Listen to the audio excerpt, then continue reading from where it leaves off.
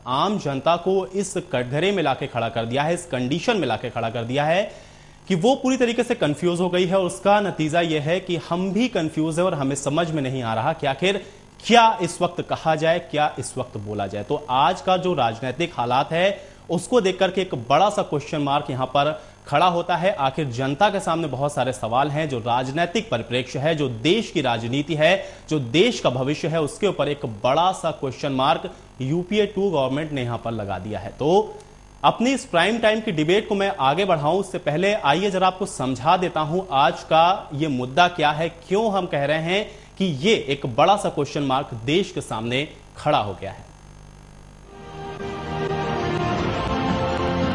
बुलंदी देर तक किस शख्स के हिस्से में रहती है, बहुत ऊंची इमारत हर घड़ी खतरे में रहती है। जी हां, मौजूदा समय में सरकार की हालत देखकर तो यही लगता है कि इस समय यूपीए 2 के ऊपर संकट के बादल मंडरा रहे हैं। सत्ता के गलियारों में बैठे लोग इस बादल की गरज को साफ सुन भी रहे हैं। बावजूद इसके टेंशन में आ चुकी सरकार के हुक्मरानों का टशन है कि खत्म होने का नाम ही नहीं लेता। आज स्थिति इतनी गंभीर है कि जब तक कुछ साधन उपलब्ध नहीं किए जाएंगे बहुत कठिन है तेल खरीदना, डीजल और एलपीजी को देश में सप्लाई जारी रखना। और ममता की छाव हासिल कर चुके मनमोहन सिंह ने ये कभी नहीं सोचा होगा कि बंगाल का काला जादू उनकी सरकार की बुनियाद को हिलाकर रख देगा। मगर ममता के तल्ख तेवरों ने हमेशा खामोश रहने वाले मनमोहन को ये सोचने पर मजबूर कर दिया कि अब करे भी तो क्या। Nobody was aware about the fact. Even after taking the decision, why they are saying it today? Why they have not? They announced everything through their press. So why they have not informed the press earlier? Nothing has been informed. So I have no information. This is absolutely disinformation, concocted confusion. अब जब इतना हंगामा much ही गया है तो विपक्ष कैसे खामोश रह सकता है। विपक्ष ने भी आरोपों के तीर छोड़ते हुए यूपीए 2 को बाण शैया पर सुलाने की भीष्म प्रतिज्ञा कर ली है।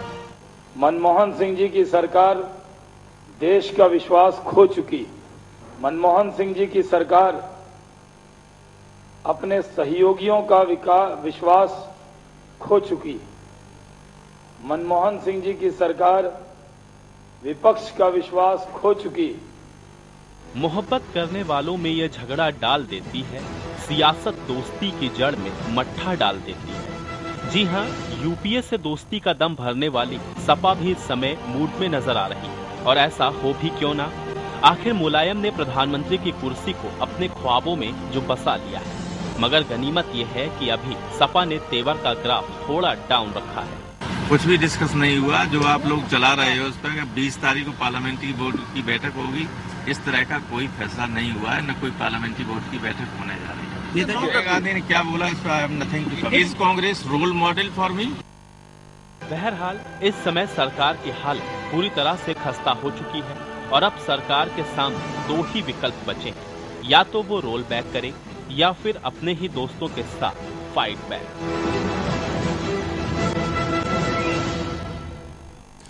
तो उम्मीद करता हूं कि आपको आज का मुद्दा समझ में आ गया होगा। आप समझ चुके होंगे कि क्यों एक बड़ा सा क्वेश्चन मार्क इस वक्त सभी के सामने है, चाहे वो राजनीतिक पार्टियां हो, चाहे फिर वो आम जनता हो। और हम आज निशब्द हैं, हमारे पास इस वक्त कोई टेक्स्ट नहीं कि हम अपने पीछे स्क्रीन पर उसको चला सकें, आपको समझा सकें, क्योंकि मनमोहन सिंह ने जिस तरीके से सबको कंफ्यूज किया है उसको लेकर हम भी अब कंफ्यूज हो चुके हैं। तो आज की प्राइम टाइम डिबेट में हम इसी पर चर्चा करेंगे कि क्यों ये स्थितियां यहां पर उत्पन्न हो गई हैं, क्यों आज जनता कंफ्यूज हो गई है, क्यों आज राजनीतिक पार्टियां यह सोचने पर मजबूर हो गई हैं कि इस देश की दशा और दिशा आखिर क्या होने वाली है। प्राइम टाइम डिबेट में हमारे साथ कौन कौन सम्मिलित होने वाला है, मैं आपका परिचय करवाता हूं। नीलेश सिन्हा, संवाद प्रकोष्ठ बीजेपी से, आप हमारे साथ जुड़ेंगे। इसके अलावा हमारे साथ अजय वर्मा, आप कांग्रेस के नेता हैं, आप हमारे साथ जुड़ेंगे। इसके अलावा टीआर शर्मा इस वक्त हमारे साथ फोन लाइन पर रहेंगे, उनसे भी हम जानने की कोशिश करेंगे। आप राजनीतिक विशेषज्ञ हैं, इनसे भी हम समझेंगे आज का जो राजनीतिक हालात है आखिर इसके क्या मायने निकालेंगे। सबसे पहले अजय वर्मा जी, मैं आपके पास आता हूं, आप कांग्रेस के नेता हैं। ये जो स्थिति इस वक्त बनी है देश के अंदर, इसका जिम्मेवार आखिर आप किसको मानते हैं? मैं सबसे पहले इस चैनल के माध्यम से हिंदुस्तान के लोगों से एक अपील करना चाहूँगा कि 5 साल में चुनाव आते हैं, और जब चुनाव आते हैं तो बहुत सारा खर्च हम जनता का, हम लोगों का ही इसका होता है।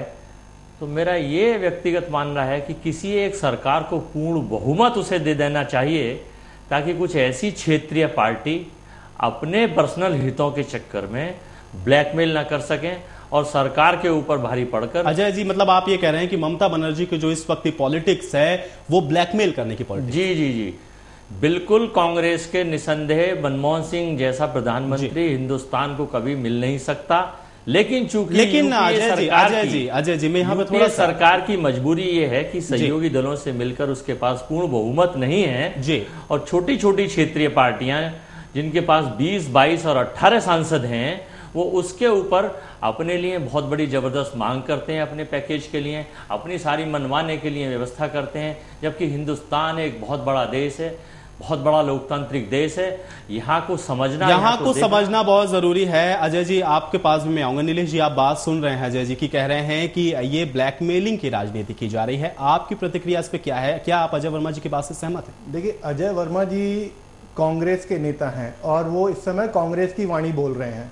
सबसे पहले आपको ये समझना पड़ेगा, उन्होंने अभी कहा कि पूर्ण बहुमत, तो वो नेचुरली कांग्रेस के पास नहीं है, और क्षेत्रीय पार्टी बहुत इंपॉर्टेंट रोल प्ले कर रही है इस समय यूपीए 2 गवर्नमेंट के अंदर जी। तो ममता बनर्जी, जिसको आप पिछले 8 साल से अपने साथ लेकर के चल रहे थे, तब तक आपको क्षेत्रीय पार्टी के बारे में सोचने या कहने की कोई जरूरत नहीं पड़ी। जब आपको जिस चीज के लिए जरूरत पड़ी, जैसे इन्होंने कहा कि स्पेशल पैकेज की मांग करने के लिए हमें डराते धमकाते हैं, तो जब डराते धमकाते हैं तो आप क्यों उनको जबरदस्ती अपने साथ लेकर के चल रहे हैं? क्यों नहीं आप आज चुनाव में